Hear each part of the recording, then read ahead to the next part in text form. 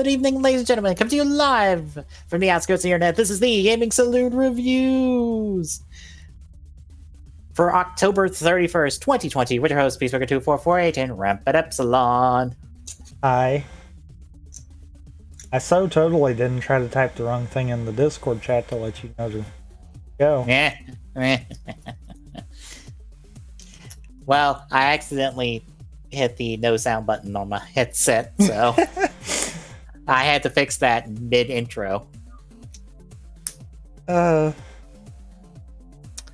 yeah, folks, as I got reminded of, because I was doing releases, hey, did you know the new consoles come out within the next 2 weeks? 2 days apart from each other? No, but at the same time, I didn't exactly care either, so...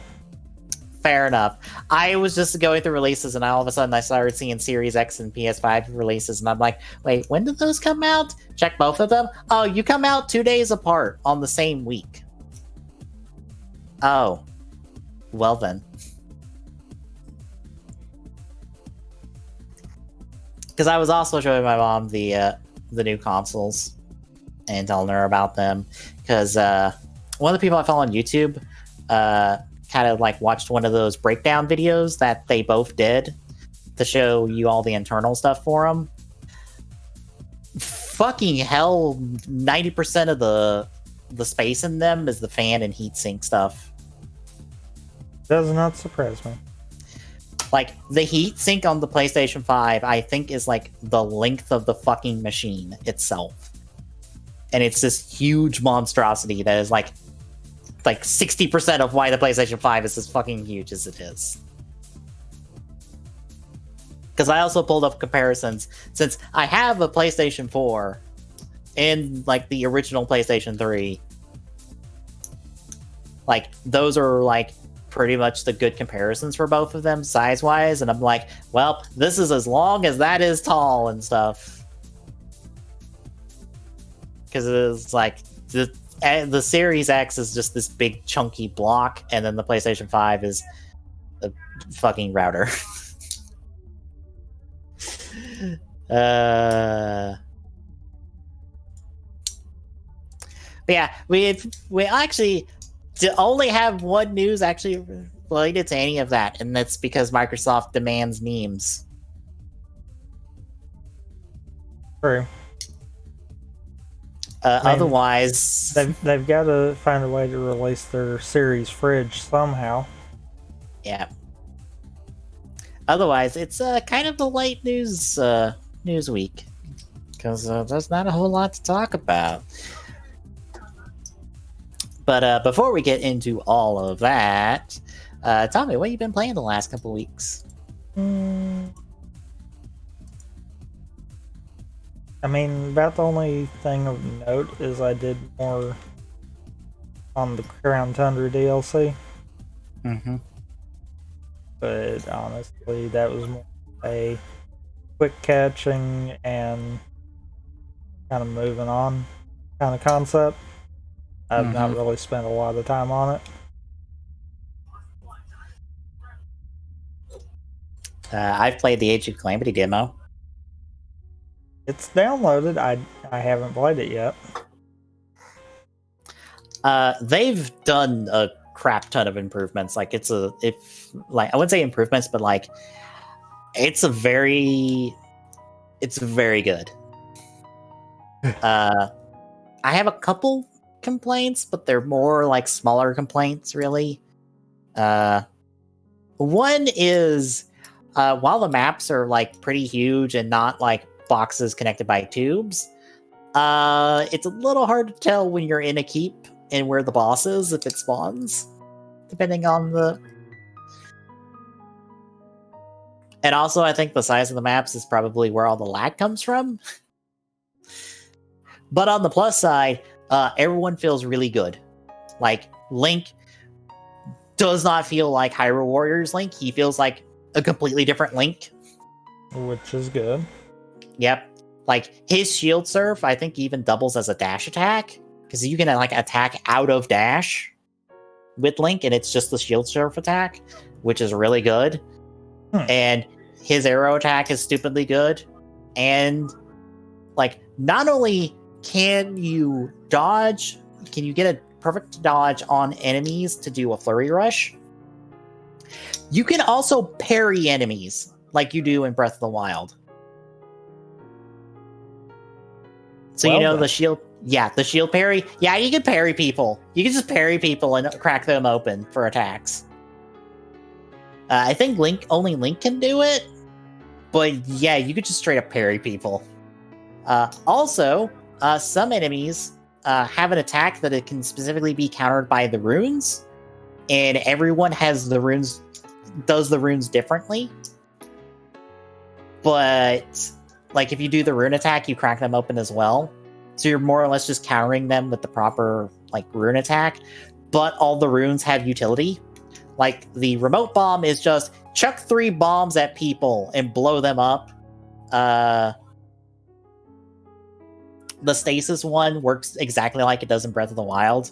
So you just freeze people, you beat the shit out of them, and then they go flying all over the place. And are hitboxes, so they can hit other enemies too. Magnesis lets you just grab like anything metal in the area and just use it as a hitbox. You can even like rip weapons out of enemies' hands and just fling them around at people. And then the ice one, not only do you get an ice tower to allow you to do an air combo, which by the way, you have an air combo in this game that has both light and strong attacks. You have a fucking air combo in this game, which is ridiculous. Also, if you use that in water and there are enemies in the water, you can freeze them.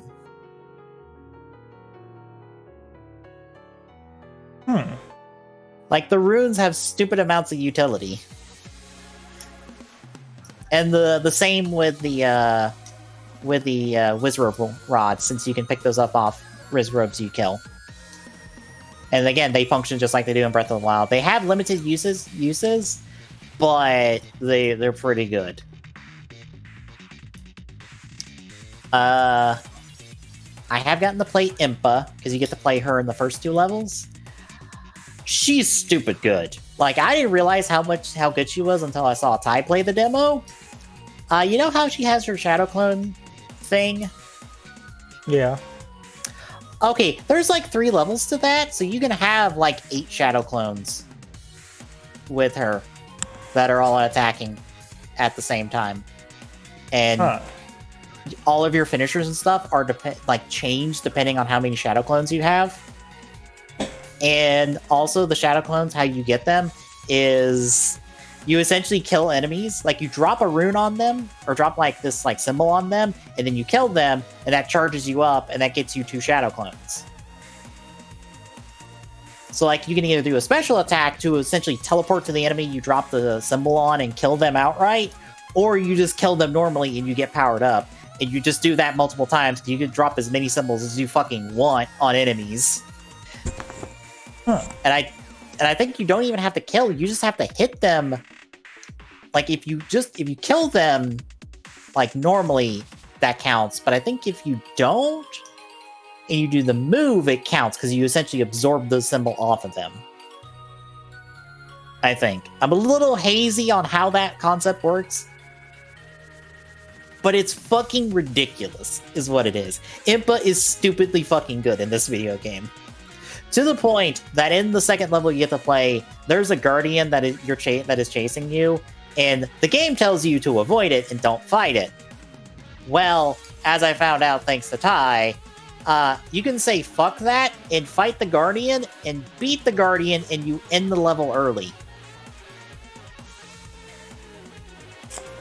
Well then. Yeah. You actually skip the entire rest of the map, which essentially acts as the tutorial to play as Zelda, because you unlock Zelda in that level and you get to play as her. You just skip that and like you come out of the level just being like, well, you've got Zelda now. I also got to play Zelda. She's weird because all of her attacks are based on are using like the runes, and it's like a weird, like she's got some setup to her with the runes and stuff. It's weird. I feel like she's the one that you have to take time to actually learn how to play her good. But I think once you do, you can like do really good, cool things with her. But outside of that, it's like normal Hyrule Warriors gameplay. There's still some cool stuff in there, cool objective stuff. It still all feels like really good. What they did really change was on the map screen, because now you have like a world map that you like pick the different symbols on it to either do the battles, or in this case, the blacksmith is on there, so you can go you just click that icon and go to the blacksmith and do all your blacksmithing stuff.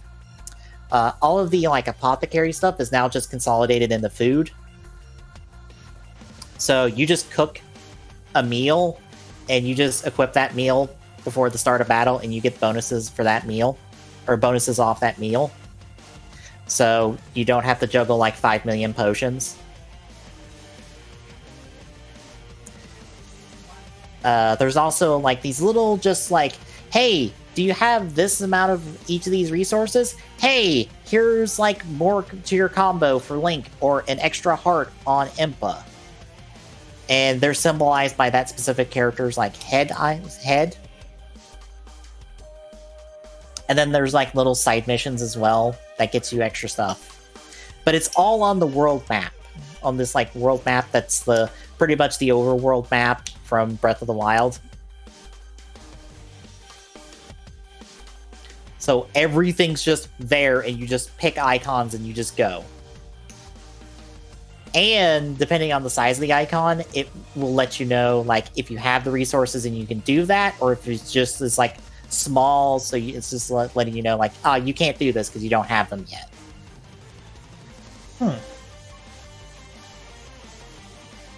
So more or less, like I said before, I played 2 missions, saw what was on the overworld map and saw how that worked, and went, I don't need to play anymore. I can wait till this game comes out next month. I need to touch nothing else about this game. I don't need to know anything else. I'm good. Let's go.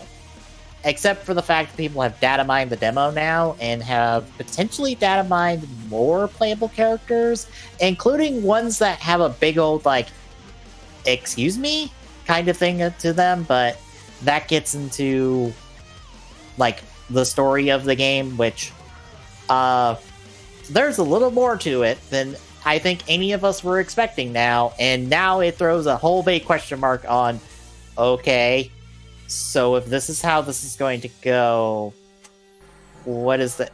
More or less, they've decided to create a mystery through shenanigans about how things are going to go now going forward.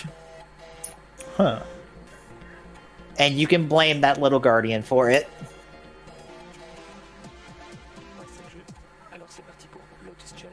Huh.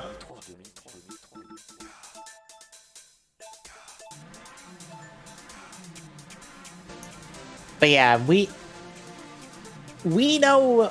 Okay, I wouldn't say that, but like we know where this Guardian came from within the first like 5 minutes of the game, because it's in the opening cutscene. At least his relevance to the plot, where exactly he came from and stuff before then, that's a mystery, and how this will play out going forward is also a mystery.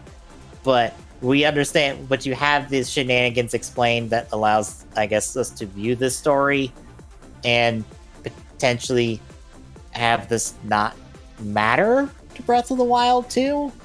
Maybe? Question mark? I'm not sure.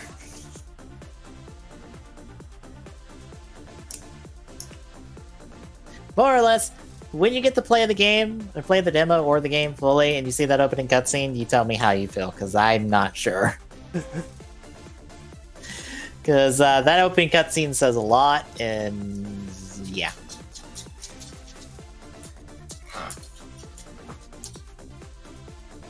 And see, if they didn't already say that, you know, your progress will carry over to the main game, I'd be like, oh, well, this could possibly change. But yeah, since they've said that, it's like, no.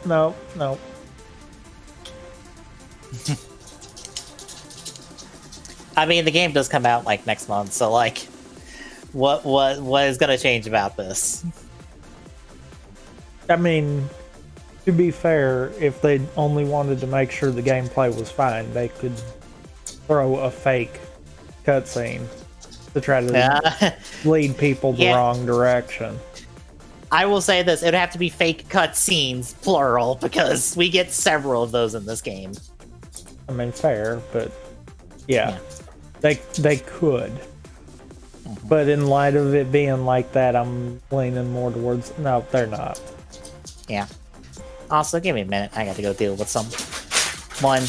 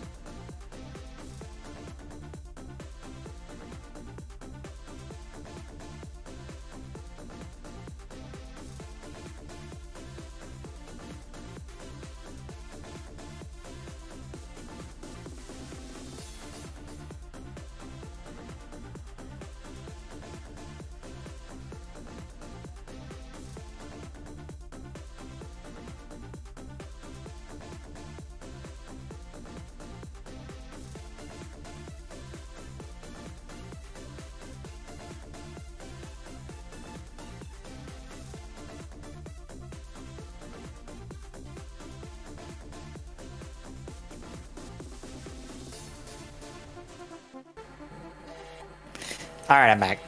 Welcome back. Also, I will say, shenanigans, since I've got a chance to think about it, may or may not let this game tie back to the original Hyrule Warriors because of stuff. Boo. I don't know. It depends on how far they want to take these shenanigans. I kind of feel like I like the idea of, you know, we subtly tie this into the first Hyrule Warriors to, you know, kind of make Breath of the Wild actually fit where it's supposed to. Mm-hmm. Yeah. I guess I can see either way. But yeah, let's see, besides that, played some of the new Ninjala season. Got to play the new map they've introduced for Season 3. Don't know how I feel about it. It's a bit... It's one of those times where I'm like, I don't know if big vertical maps are a good thing in this game. Especially with a lot of the obscuration it does of the map, so it's a little hard to like see where stuff is and stuff.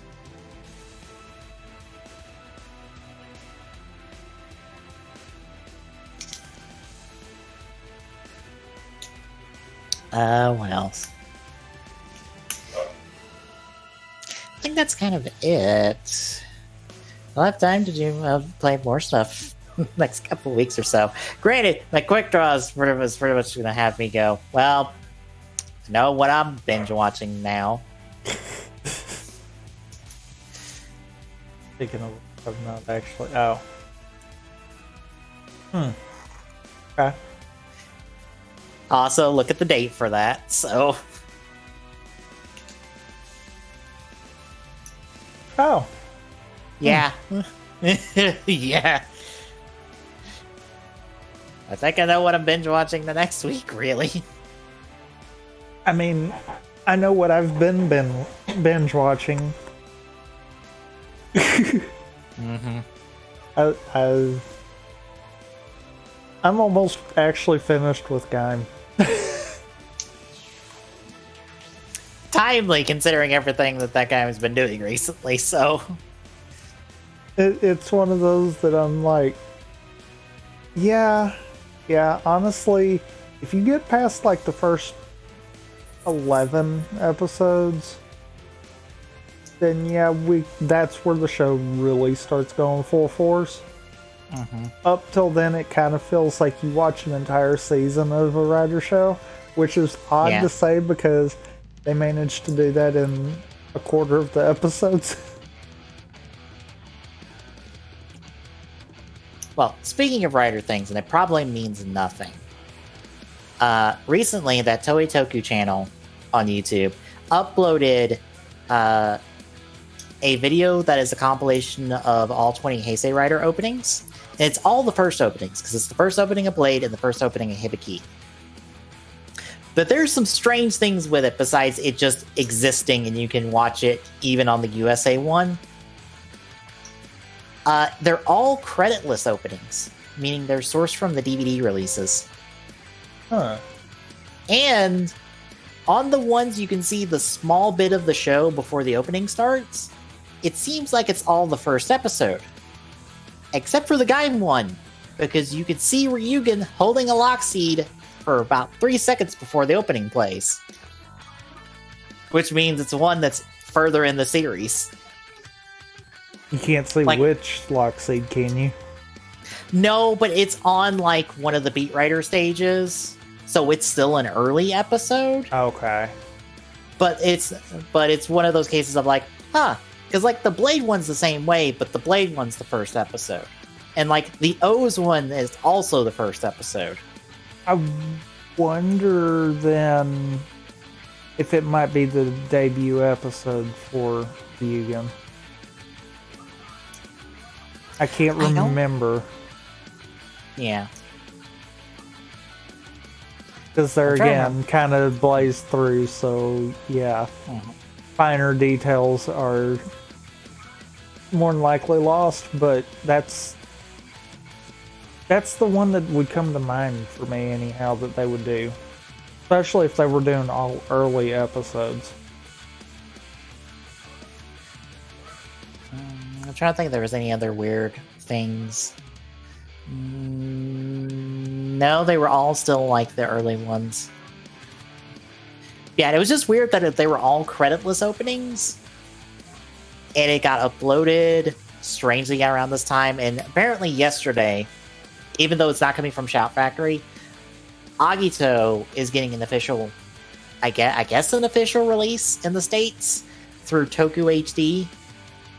But it's only going to be on their like actual TV channel for now. Like they haven't said when it's going to come to streaming service, and I think it's coming out like next month. The problem is Toku HD is apparently not a good subsource for releases like this. So this kind of has been met with a meh reaction from everyone. Even though this should be a big deal, it's a case of it's not from Shout Factory, it's not from Tokushoutsu. It kind of just came out of the blue, and the press release has a bunch of things misspelled on it. So it's a no. I wonder if this is them being like the best options to release content over here. Yeah. Yeah. Honestly, I feel like right now, considering Shout Factory is going to be releasing a bunch of Ultraman stuff within the next month, and by next month I mean tomorrow, get to that later. And that's just the first wave of the Ultraman stuff they're putting out. I assume Rider is probably not going to get a release until maybe December or January. If we're getting a release right now. That's why I'm wondering if maybe that's why they're going this route with it. Yeah. Granted, Team Rider is bringing over all of the Gaim CSM stuff. So if there's ever a time for them to go hint, hint, wink, wink, nudge, nudge, here's Gaim. Now's probably the time, considering they're going to be bringing over all of the CSM stuff, and the CSM project lasts for 3 years. Oh, like they'll be releasing, the Gaim CSM stuff, which is like the Sengoku driver, all the lock seeds, all of that. They're releasing all of the stuff for Gaim over the course of 3 years, CSM wise, and Team Rider is doing all of it. I'm kind of hoping they don't do that right now, though, because I usually don't back to back watch the shows. Mm-hmm. Because even with Drive, I've technically done 2 rewatches of it, but at the same time, it has been very good amounts of time between. Yeah. All I'm saying is, if there ever a time for you to actually get a show off the ground and have it tie into things that people can buy, you have 3 years to do it. Because the CSM release is going to last till the anniversary of Gaim, which is 3 years from now. Which is crazy to think about. That Gaim's 10th anniversary is in 3 years. It kind of is. Because it's such a strong show. Mm-hmm. And we're getting CSM releases between now and then of Gaim stuff. So, like, pretty much, we're gonna get the Sengoku. We've already gotten the Sengoku driver, Gaim's lock seeds, the Gridden and Bravo's lock seeds with their new ones for the new Gaim Gaiden. A Baron set and a Baron Knuckle set has been announced, and a Ryugen Zangetsu set has been announced, but they haven't detailed what's in those sets yet.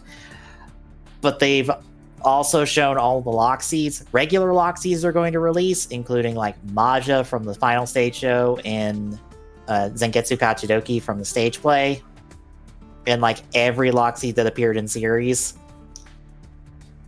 Even Jam's lock seed. You know, you remember Jam, right?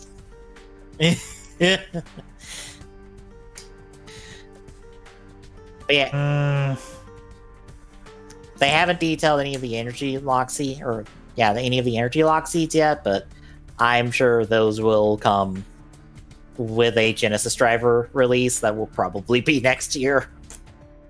They'll probably announce it late next year, just be like, here's the next big thing from the CSM, here's the Genesis driver, and here's all the energy lock seeds. To be fair, it would make sense if they actually released Gaim at that point. Well, here's the thing. Yeah, well, the Gaim the series. I was about to say, Gaim the lock seeds are already coming with the Sengoku driver. And they're even packing in, like, the Genesis core that goes onto the belt to do the Jimba arms, even though you have no means of using that. They're just going to give it to you now with the Sengoku driver, just being like, hey, we know what goes in here. We'll get there. But here's you to have it. I could see that now being the point of doing that, because that would be that secondary push kind of deal. Yeah. Like, they've even go so far to say, yeah, we've redesigned how all of the, like, faceplates work on the Sengoku driver, and now the driver knows exactly which faceplate is in it, regardless of standby sound, so you get proper voice clips. So it knows the difference between a Bravo and a Gridden faceplate, whereas before it couldn't. Or not a Bravo, a Baron and a Gridden faceplate. Because before it would just go, oh, this is that standby music faceplate. But now it goes, this is a Baron faceplate. Here's a Gridden faceplate. Here's a Bravo faceplate. Here's this faceplate and that faceplate and all this. because we're just loading up with voice clips from everyone, including Mai, even though she has no lock seat or belt attached to her. But here's Mai with all her voice clips.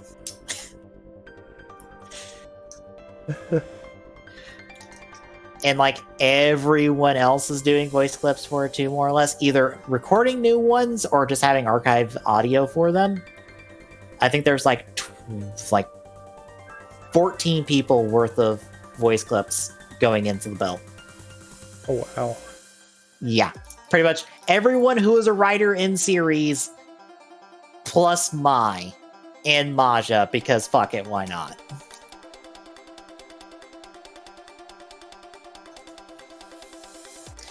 But yeah, like if there's a time for us to get Gaim, it's at some point within the next 3 years, as at least a release. Maybe they'll do something else between now and then. Maybe we should get Wizard. That way we have an excuse to have the Sengoku movie Tyson get released. Just gonna toss that one out there. True.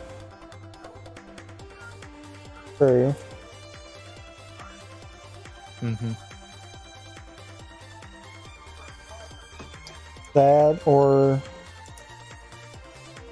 maybe get Drive. Give us Drive so we can have. Give us Drive so we can have full throttle. Yeah. Because that would work too. Yeah. Yeah, I'd take that one too.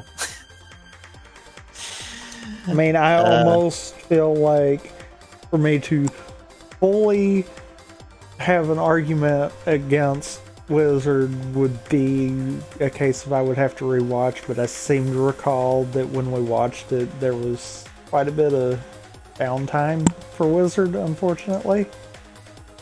Yeah, I think like once you hit like the midpoint of the series, like once you're like past the Dragon Form introductions, the show kind of like is on cruise until Nito comes in and kind of livens up the show, and then it kind of goes back on cruise for a little bit, and then you get Infinity, and then I think it picks up after we get Infinity.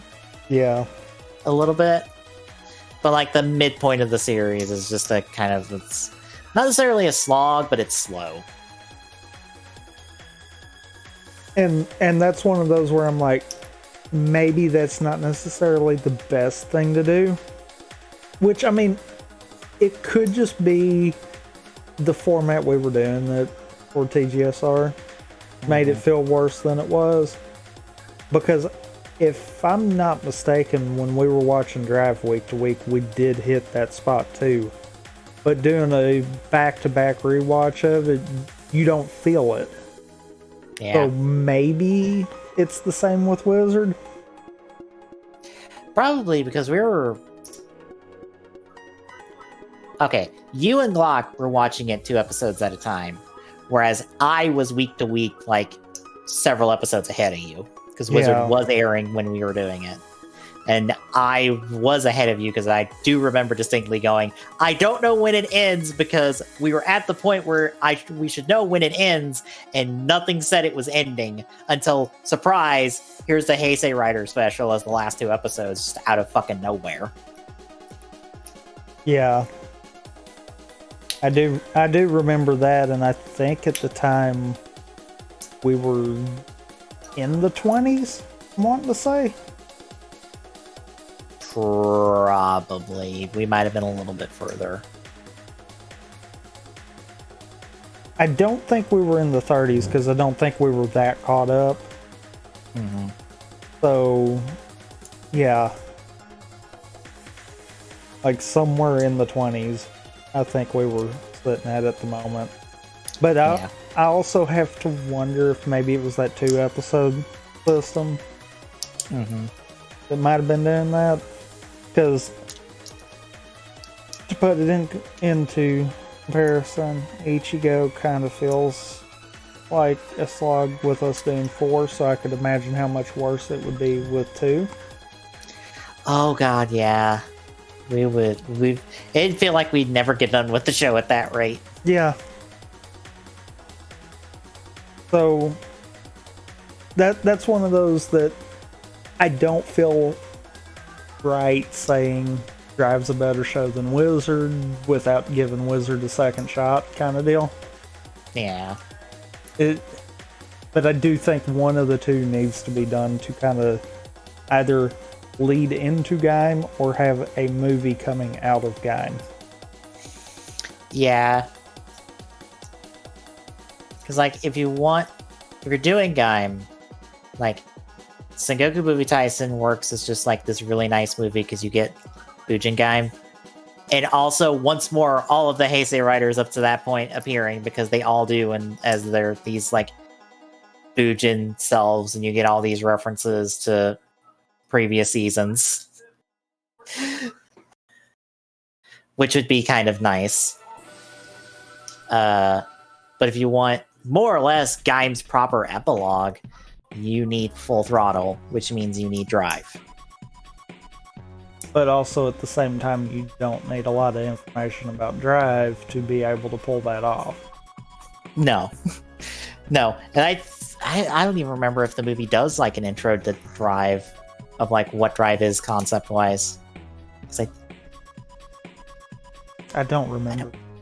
I don't think it does. That's been the thing. I've not actually went back and rewatched the movies, extra materials or Drive or Gaim up to the point where I'm at.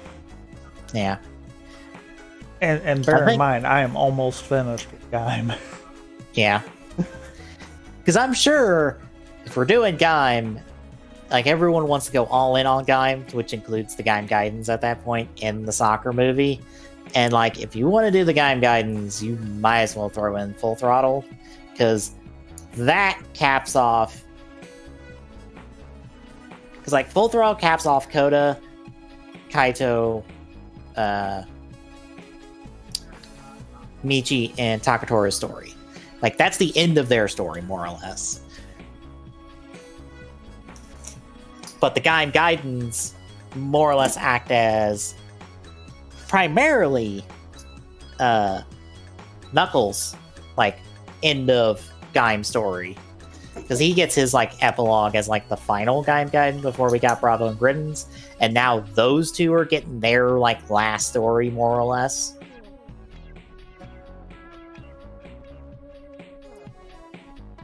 So again, if you want the epilogues for everyone, like we got to go in on the movies, and now's as good a time as any to say, here's all the movies with the shows and stuff. Here's the full Gaim package. Have fun. Also, I didn't realize it until the rewatch. The soccer movie tie-in actually kind of fits within the show, even though it felt like it was the outlier, or one of the outliers. It doesn't help that there's a lot of those in Gaim. Honestly, only the two, though. Because I didn't realize it, but technically the Sentai crossover one doesn't count as a Gaim episode. Yeah, because it's like just an hour-long special that just like took the place of two of the episode each. Yeah, which oddly enough, according to TV Nihon's count, which I have to think is spot on too, that one doesn't even count. Yeah, the only thing that counts is technically the Kakaider episode. Yeah, so really that's the only outlier for Gaim. The Kakaider episode just feels weird. Yeah.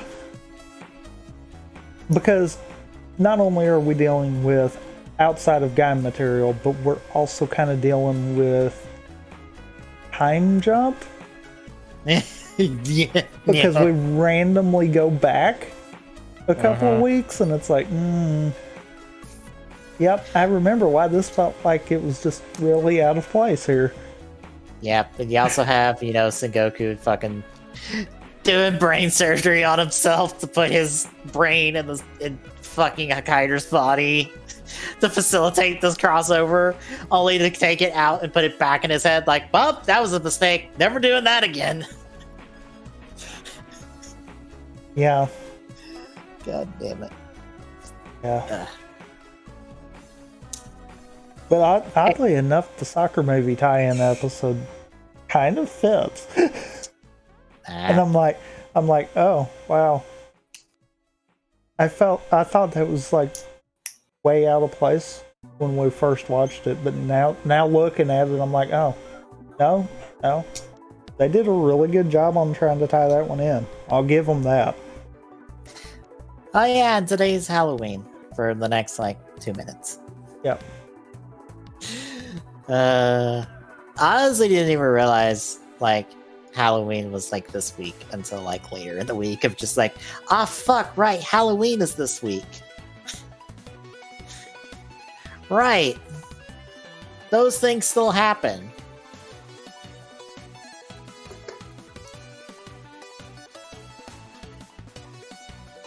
Anyway, we have gaming news to talk about instead of talking about Ryder for like a half hour.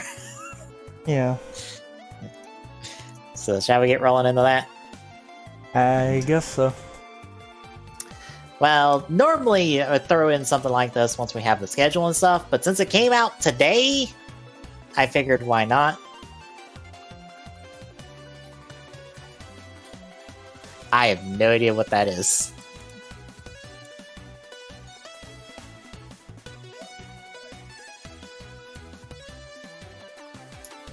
Oh, it's connected to that thing I keep seeing stuff about. Okay.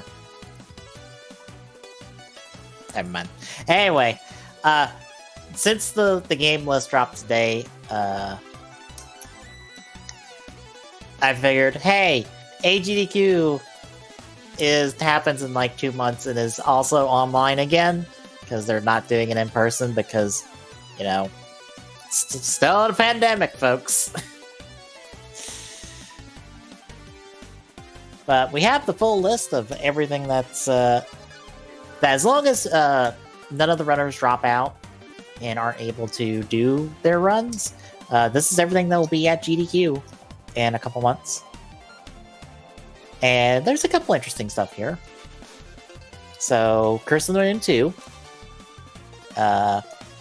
Bullets per minute, which I've heard is really good. You heard about that? Nope. Yeah, apparently it's a really good first-person shooter. Order of Ecclesia, Castlevania. The Insane Trilogy, just Crash 1. Cuphead. Darksiders. Mankind Divided. Some Devil May Cry 3. Some Diablo 3. Diddy Kong Racing. I kind of want to see that one. Donkey Kong Country 1 and 2. Or wait, is that ROM hack of DKC2? Because I know there's apparently ROM hacks of Donkey Kong Country games now. Yeah, because I think I saw that on Spike's stream like one time last couple weeks. Dragon Age Origins, Echo the Dolphin. Epic Drum Beater 2. Beat Saber Expert Plus is getting a showcase. Original Final Fantasy VII, Fear, Ghostbusters for the Genesis, which, by the way, the Ghostbusters that came out on like 360 and stuff is free on the Epic Game Store right now. Let's see what happens. I already grabbed it because I really liked that game back in the day. Let's see, Golden Sun, Hades, Half-Life, Halo 3 as a bonus game. That's easy. ODST, Haunting Ground. That's that. Yeah, that's that Clock Tower-like game. Left 4 Dead 2, Last Stand Solo, Link's Awakening, Original. Original DX. Yeah, original DX. Luigi's Mansion, the original. Mega Man, the original NES. Mega Man 11, Mega Man X3 and X5, MGS4, and the remake of 1, Twin Snakes. Metroid Prime, Metroid Zero Mission. Michael Jordan, Chaos in the Windy City. There's Edge Run. Yep. Minecraft Dungeons as well. Mortal Shell, which is that Souls-like game. Or new Souls-like game. Oddworld. Ooh, Oddworld Stranger's Wrath. Ori and Will of the Wisps. Pikmin 2. Pokemon Blue. 2 Pokemon games. Ooh, Pokemon Blue and Pokemon Platinum. That's actually not that surprising. Yeah. Because typically a early gen Pokemon game that, you know, easy breaks is in there, and then we always have a longer one. Yeah. Ratchet and Clank Going Commando. The new Ratchet and Clank are, well, remake Ratchet and Clank. RE5, Resident Evil Director's Cut. Ooh, River City Girls and River City Ransom. Nice. Scooby-Doo, Night of 100 Frights. Sekiro. Some Serious Sam. Ooh, Spectre Torment. Speedrun. Silent Hill 3. Sonic 1 Android for the Android. And Sonic 3 Angel Island Revisited and Sonic Mania. And okay. Sonic 06, but it's Shadow Story instead of Sonic. Makes sense, because I think that's the only one of the 3 we've not had. Yeah. The game you were playing, almost, Shattered Dimensions, but the DS version. Yeah, so the probably less intensive one, because if anything like, I think it was Edge of Time. For the DS, yeah. Spyro 3 from the Reignited trilogy. Star Wars Jedi Fallen Order. Some Strider. Some Super Mario 64. 16-star Blindfolded. That.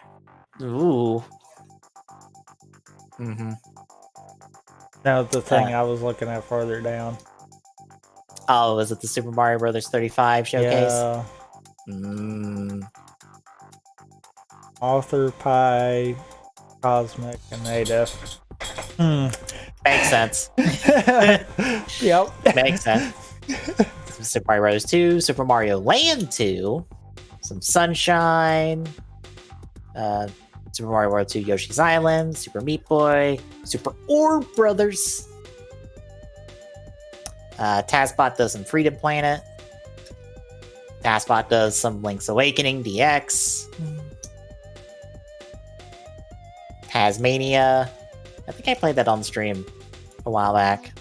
Technically, it's the SNES version, not the Master System version. Yeah. Skyrim.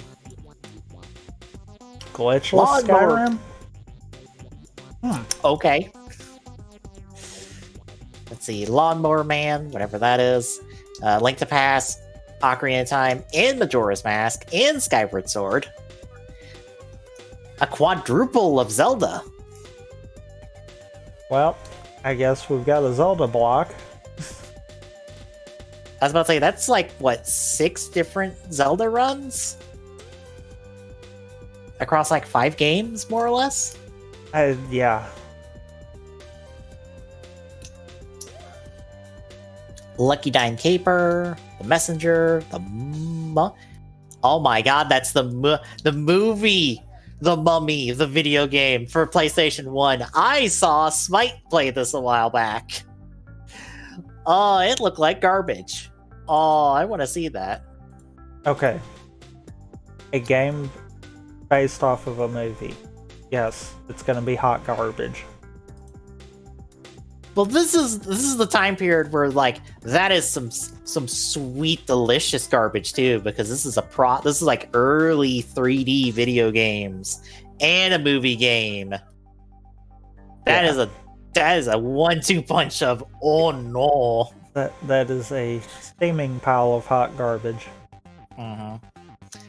Let's see, Tony Hawk Pro Skater 1 and 2, Tony Hawk Underground 2, Turok!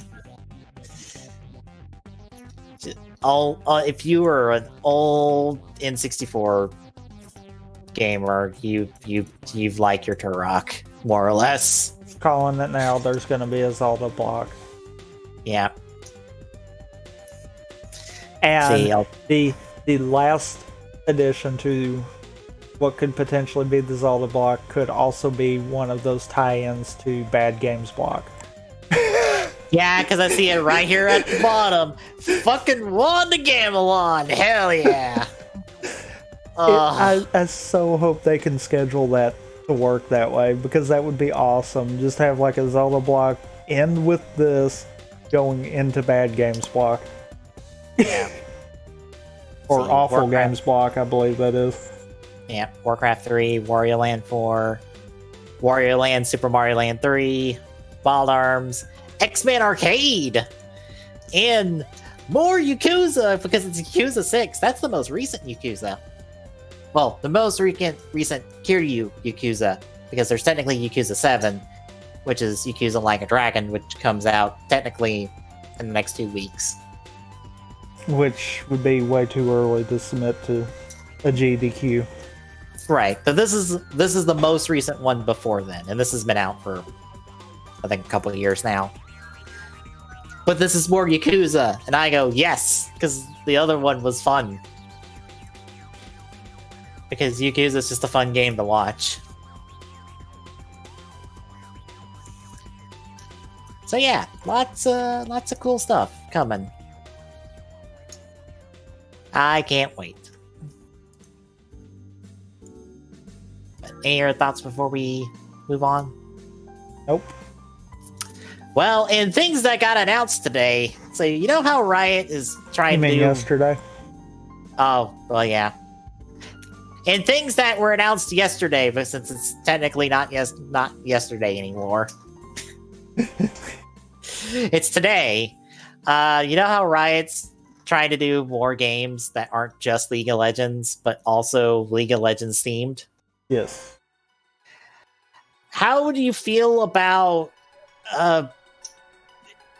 League of Legends Final Fantasy, I guess? Because I see it's apparently turn-based. League of Fantasies? Wait, that might be something completely different. Hold on. That might be a real thing.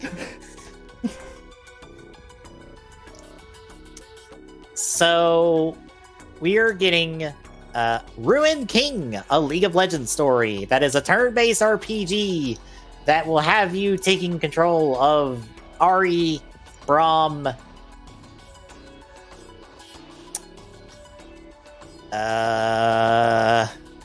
champion you forgot the name of. Who's also not in the list of names down below, so that tells you a lot. Because you're recent. Misfortune. I also don't know who the fuck you are. Yasuo. And a turn-based RPG where I guess you go on an adventure to beat the shit out of this guy up top. I don't know. The trailer didn't tell you a whole lot, to be honest, and there was no gameplay, so... And it's coming out early next year. That might be a bad sign. Yep, and it will be cross-gen, so it's more or less Xbox One, PlayStation 4, Switch, and PC, but you can do an upgrade to 5 and Series, or Xbox Series X.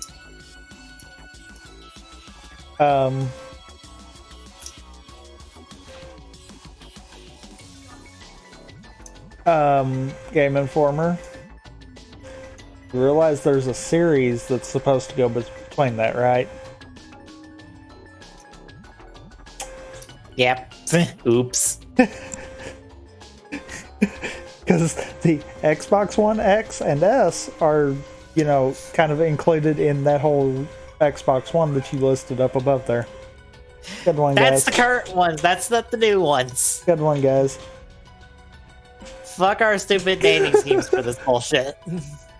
This is why Sony is the only one that has been smart about doing console names as numbers. Look, we just increment the number and nobody gets confused. We try to come up with weird things that sound close to other things, and that doesn't work. Look at the Wii U. Yeah. Yeah.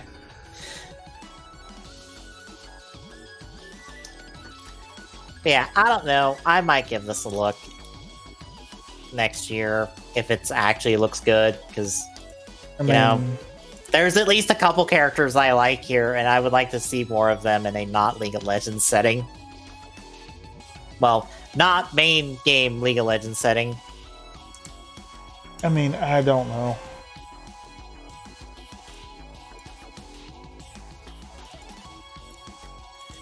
Yeah. Speaking of things that don't have a lot to talk about with them, you know how Netflix keeps doing more video game stuff?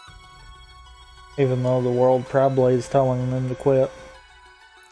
Yeah, not only are they getting, that live-action Resident Evil thing and one of the animated Resident Evil movies with Leon and Claire, they're also doing live-action Assassin's Creed!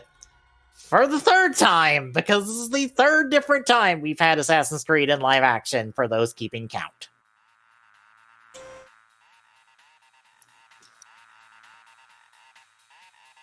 Because technically, that one movie with... What is it? Is it Michael Fassbender? Yep. Yeah. The that was article not even states it. Okay, good. I was like, I don't remember who it is. I just remember he's Magneto from the new X-Men movies. Who is now probably not going to be Magneto in the new X-Men movies. Yeah. Yeah.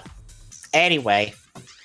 Yeah, technically before then, Ubisoft did pretty much an in-house live-action short for the first Assassin's Creed 3, actually. They did an in-house short that detailed Ezio's father when he was an assassin. So technically, this is now the third different time Assassin's Creed will be adapted in live action. And it's got Jason Altman and Danielle Krennic as producers. I don't know who the fuck these people are. This is Power Rangers all over again for me, where I'm like, who the fuck are you people? I don't know if I should be excited or not.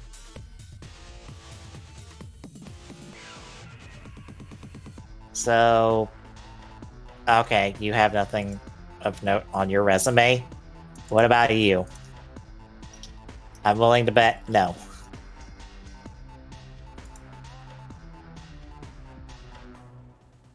Oh, nope, you have more of a record. This is Jason Altman.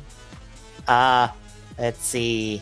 He is an actor who's been in Luke Cage as a police officer in one episode. And so he has done a thing. Yes, he's an actor and a producer. So, meh. So yeah, this exists. I don't know when we're fucking gonna get anything. Soon, TM. Pretty much. So we're gonna move on to bigger and better things. So you know how we had our partner showcase this week that I didn't know about it until a day later. Same. So I incredibly did not get to watch this. And apparently this is actually billed as the last partner showcase of the year. So, more or less, it's either direct or nothing until January, at the earliest. Meaning probably nothing. Pretty much. So, in this partner showcase, first and foremost, Bravely Default 2, because, yeah, that's still coming out, in case you forgot about it.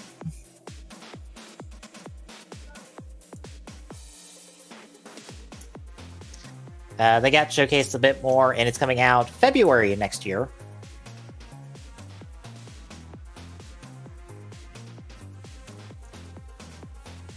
So, yay! Bravely Default 2.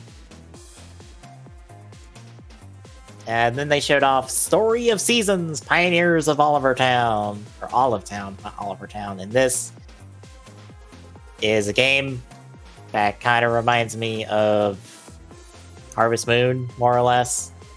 So if you want a Harvest Moon style game, here you go. Here's that game. That, more or less. With big cows.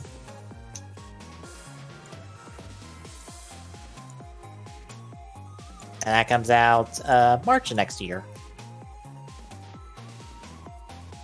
Then they showed off Surviving the Aftermath, which comes out in the spring. And it looks like just a RTS kind of game. Immortals Phoenix Rising comes out December 3rd on Switch. So everyone who's been looking forward to Greek Breath of the Wild, here you go. This comes out December 3rd. God, this trailer even reminds me of Breath of the Wild. I'm glad I'm not the only one. Yeah.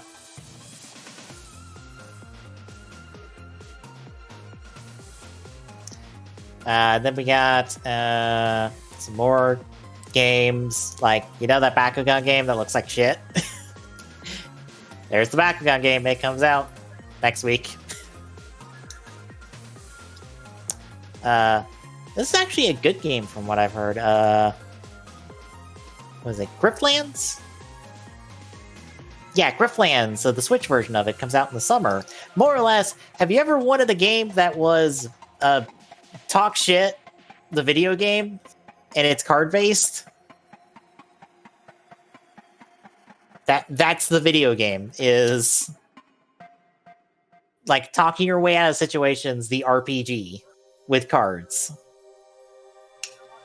It's kind of a cool concept. I think I've seen, like, I think either Doc or someone, it probably was Doc, streamed this, and it looked good. It was a neat little game. Tropico 6 comes out next week, November 6th.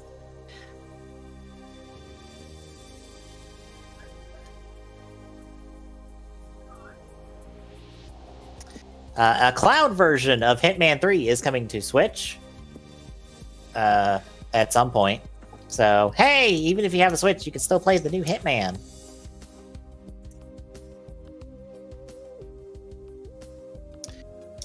Control is also coming to Switch as a cloud version of the Ultimate Edition. So, yay! Also, do you remember No More Heroes 3 is coming out at some point? I actually didn't until I saw it, and then I was like, oh.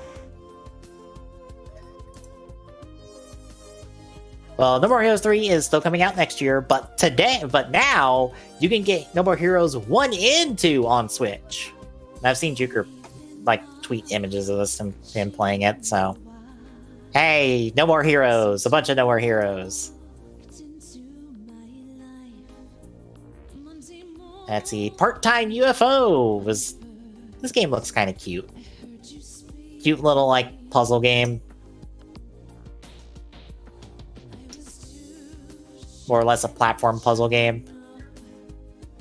That comes out, oh, that's already out. It's out right now. And then, hey, Hyrule Warriors Age of Calamity demo is out. Go play it. Carries over progress. Don't watch the trailer because it spoils a thing that should be a surprise. I wish it was a surprise for me, because I would like to have been genuinely surprised by it.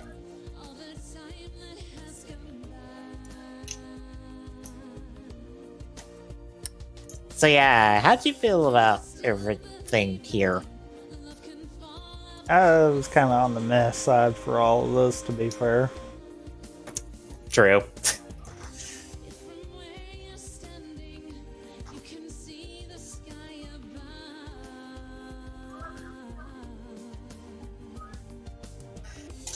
But yeah, anything else on that? No. All right, so you know how Microsoft likes their memes? Yeah. So everyone compares the Series X to a fridge because it does look like a fridge. So Microsoft just went, hey, you know what? Here's a fridge that is just the Xbox Series X. We're giving that away to celebrate the release of the Series X. And I guess it also comes in a giant Series X box because fucking why not? So, yay! Here's your stupid big fridge that probably isn't even a good fridge because it looks like it's all fridge. Like, there's no freezer portion to this at all. It's just a basic fridge.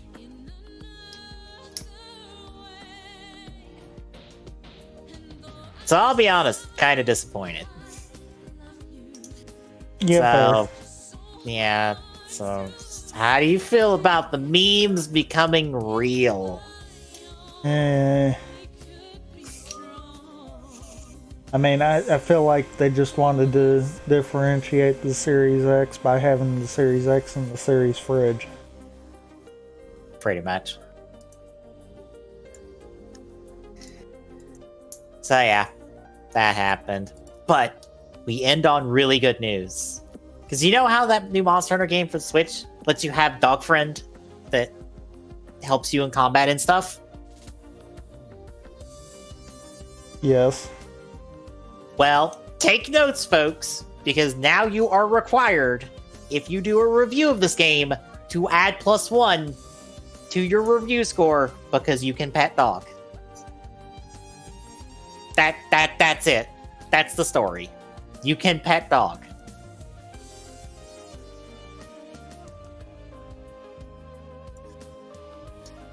You can pet dog. You can do stuff with dog. Dog is good boy. Dog does good work. +1 to review scores. I'm actually really interested in this game because I've been wanting to play a Monster Hunter game, and hey, here's a Monster Hunter game on Switch. So now that means this game could potentially get an 11 out of 10. Exactly. But yeah, that is pretty much it, folks. There's not a whole lot. We're in release season. I think the other big thing that's come out is technically, hey, you know how everyone's like, oh yeah, Cyberpunk. That's been delayed again until like December, I think. So, well, I guess Clock gets to wait longer. Yep. Oh well. I guess we begin the releases. I guess so. Alright, I need a drink first. Because we have a few. Like a few. Yeah, just a few. So we kick things off on November 1st. We have The Garden Between for Stadia. And on November 3rd, Agatha Christie, The ABC Murders for Switch, Bakugan, Champions of Astoria for Switch, Dirt 5, Amplified Edition for Xbox One and PlayStation 4, Feria for PlayStation 4, Gunslugs for Switch, Hunting Simulator 2 for Switch, Jurassic World Evolution Complete Edition for Switch, LOL Surprise Remix We Rule the World for Switch, My Universe School Teacher for Xbox One, PlayStation 4 and Switch, ROAH, however you want to pronounce that, for Switch. Tarunos for Switch, Tennis World Tour 2 for Switch, The Walking Dead Saints and Sinners Complete Edition for PlayStation 4. On the 14th, we have 8-Bit Farm for Switch. Whoop. You said 14th. Oh, why did I say 14th? On the 4th. Why did I say the 14th? On the 4th.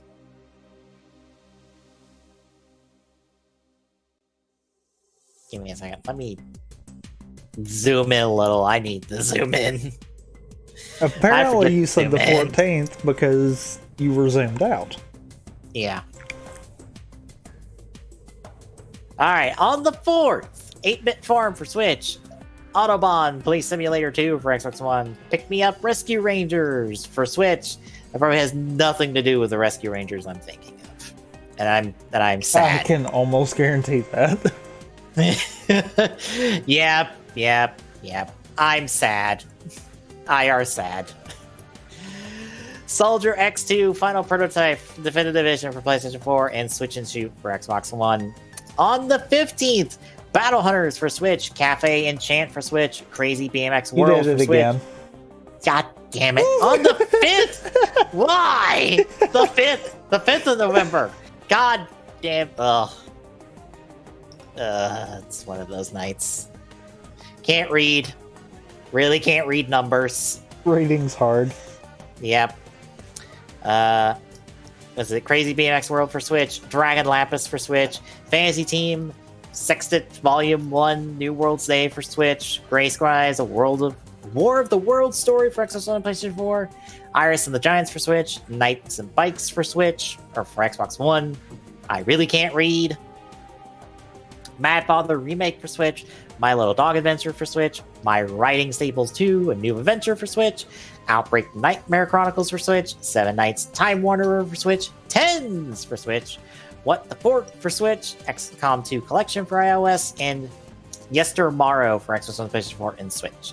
On the 6th, we have Chess Minimal for Switch, Crystal Oath, or Ortha for Xbox One, Dark Source for Xbox One, Dead Dungeon for Xbox One, Descenders for Switch, Dirt 5 for Xbox One and PlayStation 4, Elliot Quest for Switch, Lair of the Clockwork God for PlayStation 4, Memorda for Switch, Need for Speed Hot Pursuit Remastered for Xbox One and PlayStation 4, Ord for Switch, Power Patrol, Mighty Pups Save Adventure Bay for Xbox One and PlayStation 4 and Switch. Is that, like, stupidly huge or something? Probably, I don't know. Okay. I'm just like, I know Paw Patrol is apparently a thing with the kids. Also, I argue with this other one. Oh, that's because it's the standalone release. Oh, okay. Yeah, you remember that standalone release that's more expensive than the game and the DLC put together? Actually, no. But at the same time, I've kind of not paid attention to it because, you know, I've had the expansion pass, so, Yeah, that was announced, like, I think a few weeks ago. And that's what this is, because it's Pokemon Sword and Shield with the expansion pass included for Switch. And it is, in fact, more expensive than if you just bought the game itself and then got the expansion pass. For some stupid reason. I don't know why. Anyway, because it's physical. We have to push you to buy in digital only. Pretty much. We got Red Rope Don't Fall Behind Plus for Switch, Speed 3 Grand Prix for Xbox One, Trail Boss BMX for Switch, and Tropico 6 for Switch.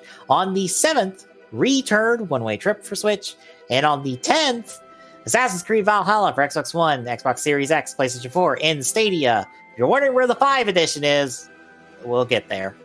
It's stupid.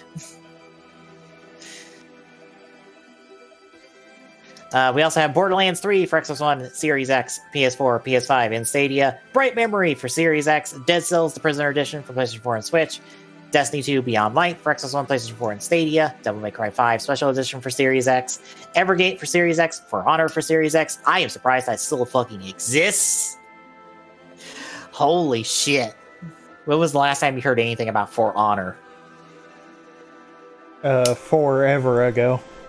Yep. Fuser for Xbox One, PlayStation 4, and Switch. Gears Tactics for Xbox One and Series X. Actually, Gears Pop apparently released at some point, and now the servers are shutting down. Huh. I didn't know that released. I thought that just didn't make it out of E3. Same. No, that released at some point. Huh. That probably says a lot.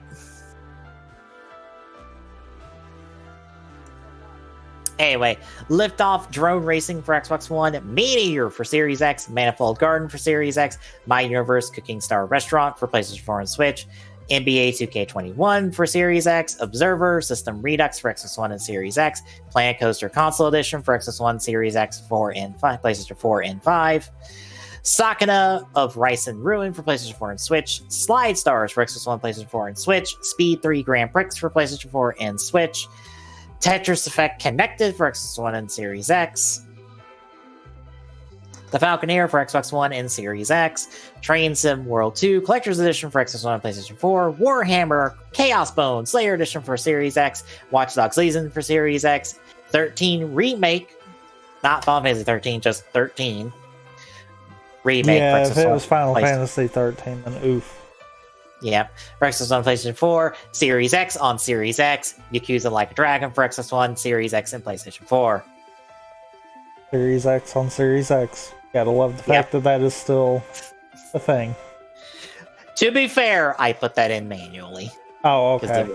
Yeah, I put it in there manually because it wasn't there, and I'm like, I need to keep the tradition alive. I was gonna say, because if that was still there, then that means that that would be the third format that we've used for the releases that would have also had that in there. Yeah, no, this one's too smart for that, but I deny them that by going, no, I demand this in here. I refuse to let this joke die. I mean, that is fine. That wasn't for our us. joke. To be fair, anyone could actually access the same page we use for releases. Whether or not they can figure out how to use it's a whole nother question. Yeah. But yeah, on the 12th, we have Assassin's Creed Valhalla for PlayStation 5. So yes, 2 days later, will you finally get to play Assassin's Creed Valhalla on PlayStation 5? Because 2 days later, PlayStation 5 comes out. We also have Astro's Playground for PlayStation 5, Borderlands 3 for PlayStation 5, Bugsnax for PlayStation 4 and 5, Death Comes True for PlayStation 4, Demon Souls for PlayStation 5. I actually saw a new trailer for that showed gameplay. It actually looks pretty good. Granted, I don't know how many people are going to be interested in a Souls game at a launch of a console, considering it's going to be one of the few things people are probably going to be able to play that's new. Oh well.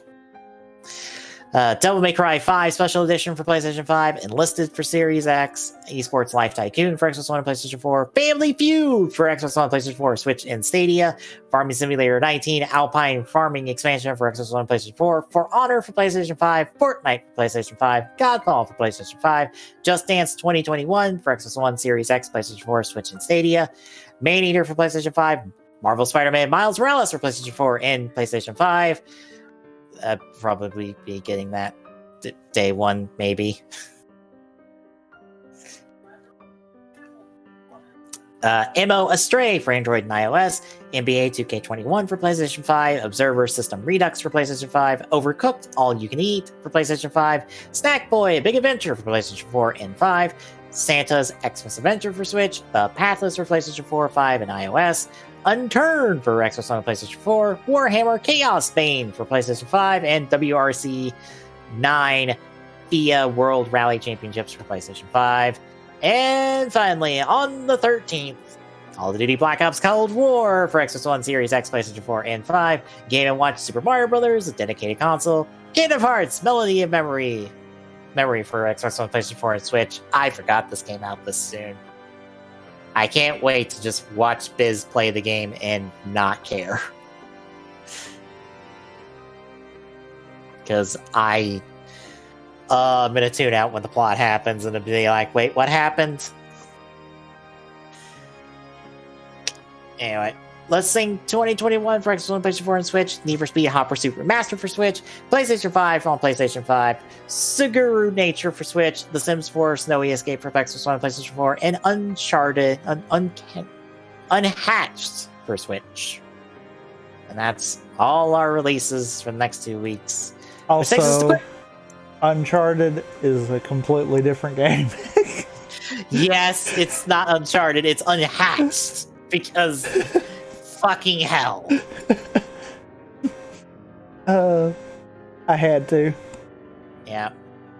So, you know how Shout Factory made a deal with Mill Creek to more or less do digital distribution on all of their streaming services of all their releases? Yes. Well, we've got our first wave, and I say this because it is the first wave, because Mill Creek has a shit ton of Ultraman that they have access to, that they have done DVD releases for. So tomorrow, well, actually today, because it's November 1st, they will be releasing Ultra Q, which I think is the second Ultraman series. Or, no, that's the predecessor to Ultraman. That's like the pre-Ultraman series is Ultra Q. The original series, which is Ultraman, Ultra 7, which might be the next series in order. I unfortunately do not know my series order for Ultraman. So I'm not sure if this is the one after... Okay, that's the one after Ultraman. Here's where I'm more familiar, because Ultraman Orb, that is the third New Generation series. So the New Generation is more or less the, I guess you would say, Heisei era rider, more or less, even though it's technically only half of that. But it's one of the more recent series, and its solo film, Ultraman Orb, the movie. Let me borrow the power response. Ultraman Geed, which is a series I binge watched after Geed was going to show up in Zed, and I binge watched it in a week. So that should tell you how much I liked it. And Geed's movie, Connect the Wishes, are all just going to be available. Like, I don't know if it's now or will be at some point today. And bear in mind, this is just the first wave of everything Mill Creek has access to DVD-wise that Shout Factory will be putting up on all of their respective streaming services. So yeah, how do you feel about some Ultraman? Kind of indifferent, because I have no entry point to it. Fair enough. I really didn't have one either until I hopped in and just picked the series and just watched it. And then, you know how the really cool things happen in crossovers? And like people just get to show up and just interact, and then fun fight scenes happen? Yeah. What if that happened, but it just happened in series and it just was an episode? What if an Ultraman just showed up and was like, I'm here to help, and then the episode is just them helping the current hero, and then that's the plot, and then the episode ends and then they leave, and then we just move on to the next episode? What if we just went, hey, all these people exist in this universe, and by universe I mean multiverse, because Ultraman's technically a multiverse? What if characters just got to show up and then fight together, and then we just resolve the plot, and then they leave, and then we move on with the show? What if we just got to do fun, cool stuff? Like the guy, like the Ultraman pictured in the video, that's Zero. He pretty much gets to show up every season for the new gen stuff, from like Ginga to current. He just shows up in an episode like, hey, I'm here to help, and then gets to fight alongside the current hero, and then he leaves because one of his powers is just to hop dimensions. So he just gets to show up, gets to fight, and then leaves. Except for G, where he gets to be pretty much the secondary writer of the series.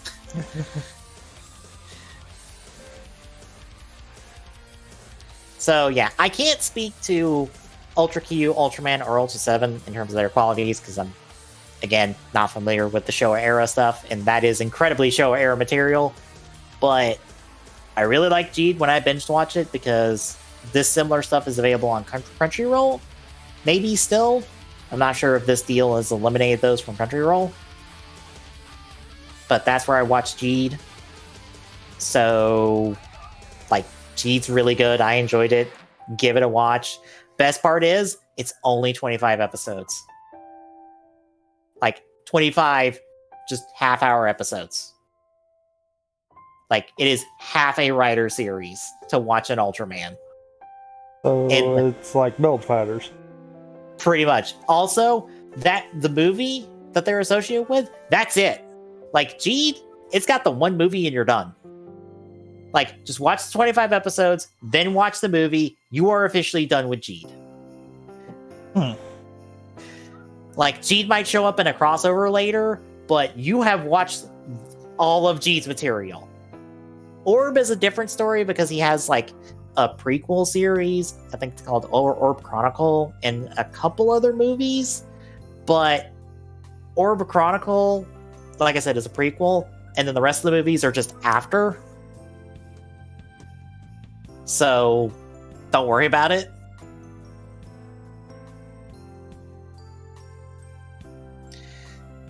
But yeah, again, Orb, 25 episodes and a movie. Watch the 25 episodes, watch the movie, and you're done. That's it. That's the series. I kind of adore that part of Ultraman where it's just, hey, we've got 25 episodes, let's make the most of it and just be done. And we do a fun, cool movie, and then we just move on to the next series in like a year. Because there's actually a bit of a gap between Ultraman series currently. Like, several month gap.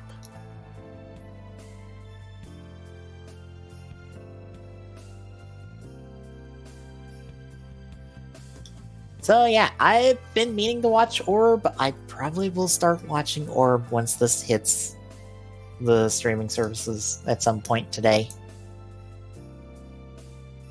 Because I've been meaning to get through all the new Gen Hero stuff. So yeah, that's my quick draw, folks. Tell me, you don't have one, correct? Right. Alright, so, well... Hey, look, we did the rest of the show in about a half hour. Sounds about right. Yeah.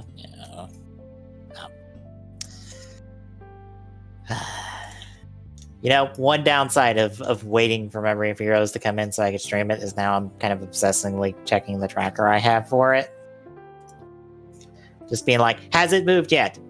When has it moved? Is it coming to me yet? I need it to get to me, please. I would like it to get to me faster, please. Like, I will be honest, if it gets in before Thursday, I might be streaming that day. Like, as soon as I get it, I'll just be like, by the way, stream in, like 2 hours. Let me get everything set up first. I mean, to be fair, that works. Yeah. Because, I'm trying not to see more stuff from Memory of Heroes, because the more I see, the more I'm like, oh, you were hiding something, weren't you? In terms of, like, stuff that was gonna be in the game, and so I'm like, how much is there that I don't know about? I feel like, as dumb of a decision as it is, I'm probably gonna watch when you fly through it, but other than that, I'm not gonna try to go out of my way looking for stuff. Yeah. Especially since I know I can pick it up on the Switch without much problems. So yeah, that will be Thursday. God help me if FedEx decides to just take forever. I will throttle a fool. But well, today, Moriichigo, I saw the episodes. You remember when Hongo wasn't in the show for like several episodes, and they had someone, not him, voice the suit? Do we get that again? Yes, for 2 episodes. For some reason. I don't know why. Because all of a sudden, here's 2 episodes of Hongo's not here, but the suit is here, and it's being voiced by not Hongo, by very clearly not Hongo, and I don't know why, because he's just back next week. So,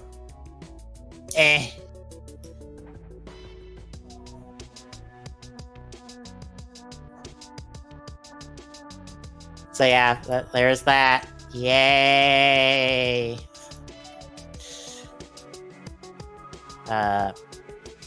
But after that, you're just doing Sword and Shield dex filling, and I guess maybe Dynamax Adventures Wednesday.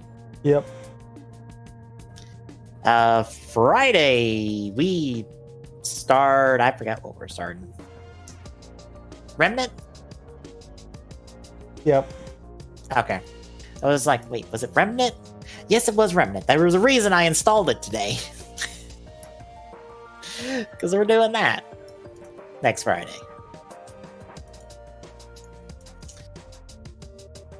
There's that, and then next Saturday is something multiplayer. Yeah, don't know yet. Yeah. So we'll be figuring it out once we get there. But between now and then, if you like what you've seen, drop a follow. Really appreciate it. Chipping away at that affiliate goal. Add to Zuno on Twitter, gets you updates when we go live. Next week, Discord chat gets the Discord link. Drop by, say hi. We'll see you today, folks.